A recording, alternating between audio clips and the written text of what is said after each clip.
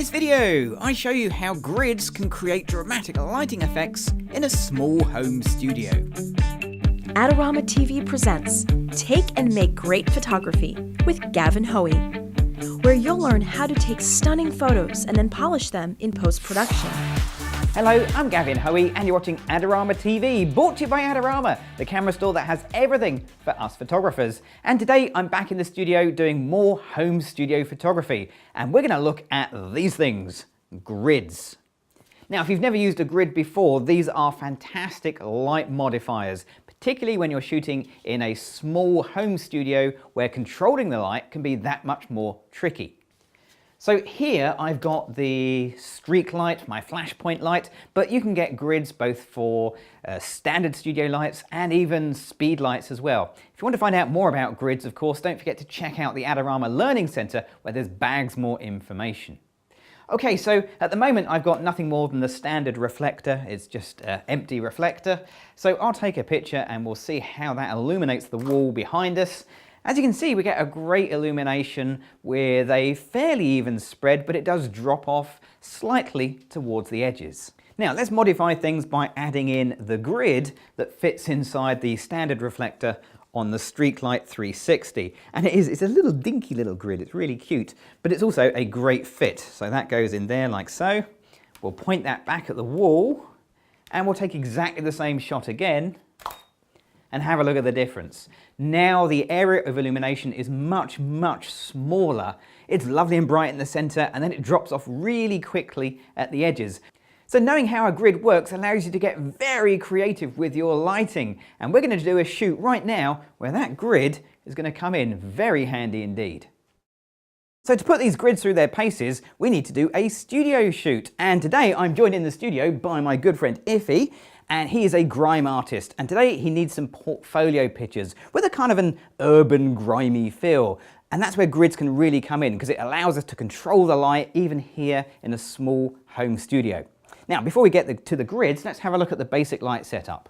I've got my key light on a boom arm and it's going to come straight down from above. We're going to set up a light pattern that looks a little bit like street lighting. It's going to be that kind of feel. Now, before we put the grid in, let's just take a shot like this and see how it looks. So Iffy, could I ask you just to have a seat on the floor for me? Okay. And I'm going to come down to your height as well and we'll just take a shot. Here we go. Now, as you can see, the light spread from the bare reflector is very good, but it's also pretty wide, and it just gives a very wide shot that is okay, but we can do so much better. So here's the grid, and all I'm going to do is just pop this grid inside the reflector, and we'll see what a difference that makes. Now, when I pop that in, it's really important to make sure that the grid is in there nice and firmly and that it isn't going to fall out and hit your model on the head. No, we're absolutely fine. Okay, so let's take the same shot. Here we go. And look at the difference in those two pictures. This one has a much more closed light source. It's really black off to the sides, but really beautifully lit. But have a look at the detail on the face. Have a look at those shadows. That light from above is casting some nasty shadows below the eyes and below the chin. So to deal with those shadows, I'm going to add in a second light source. So let's grab my second light, which is this one right here. Here we go. So today we're going to use a beauty dish because it's a nice small light modifier that gives some pretty soft lighting. And of course it's on another one of my flashpoint streak lights. So we'll add this into the scene. And I've got it on a nice low light stand so we can bring it down to the same height as our model's eye line. And all we're going to do is just take the same shot, but this time with the second light. Okay, here we go. So as you can see, yes, it's thrown in a lot of light, way too uncontrolled as well. It's just gone absolutely everywhere and overpowered the nice gridded light from above. Don't forget to check out Adorama's latest contest and your chance to win amazing prizes. So to get more control back on the beauty dish, I'm going to add in another grid. Yep, the beauty dish comes with its own grid as well, and we can clip this to the front and really control where that little fill light goes.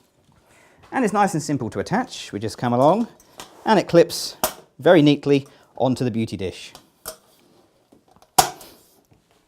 Okay, so let's take the same shot again. So with the grid on the beauty dish, you can see how I've really controlled the light and just put it exactly where it needs to go, filling in those shadows and sticking with that dramatic feeling picture. Okay, so there we are. Our basic lighting setup is complete. Now all we need to do is just to experiment a little bit and actually do a shoot where we change things around ever so slightly, but we get a few different poses from Iffy and we'll get some great shots. And we're going to do that right now. Okay, are you ready? Okay, let's go for it.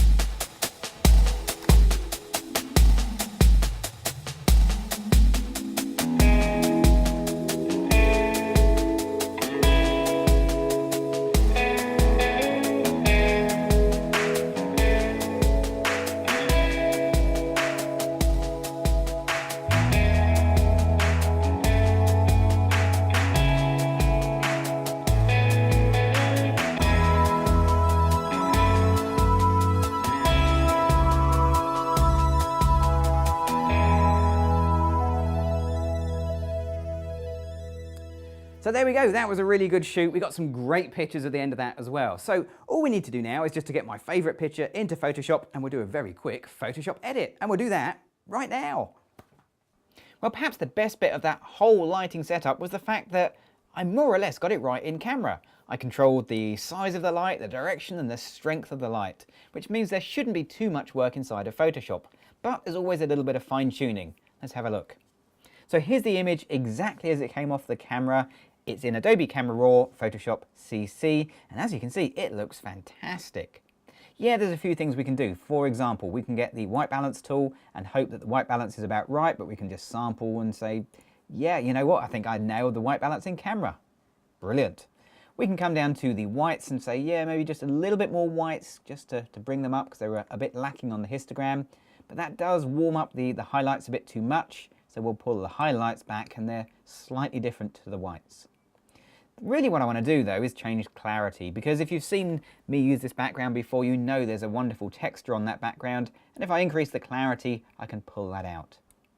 Now this colour picture is almost black and white. There's very little areas of colour in it at all. So I'm going to make it even more black and white-ish by reducing the vibrance. And when I bring the vibrance down, we'll leave some of the stronger colours behind but mute the rest of the colours, and that really works well for this low-key style of image. Now as far as the main editing goes, that's pretty much it. I'm kind of happy with what we've got.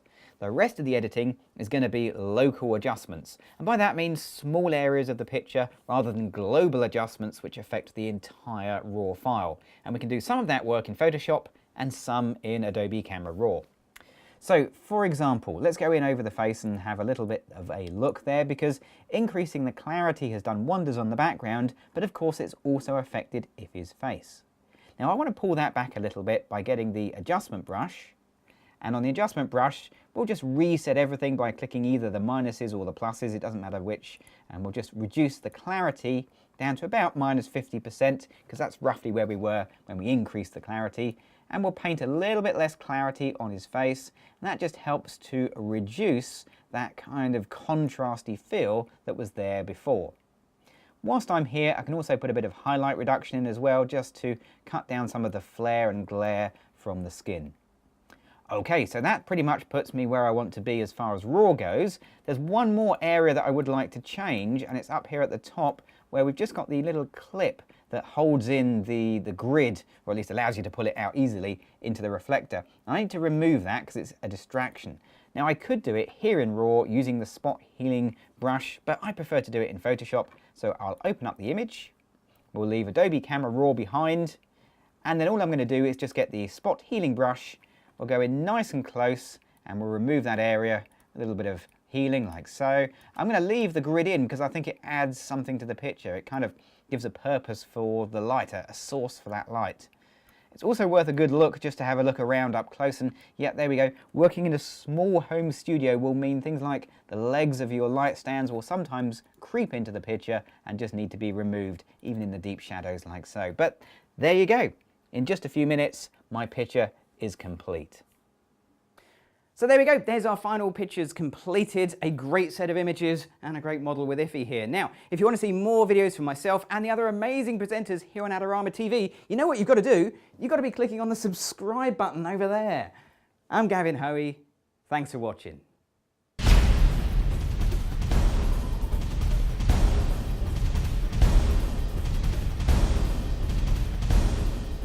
Do you want great looking prints at low cost? Be sure to visit our easy to use online printing service.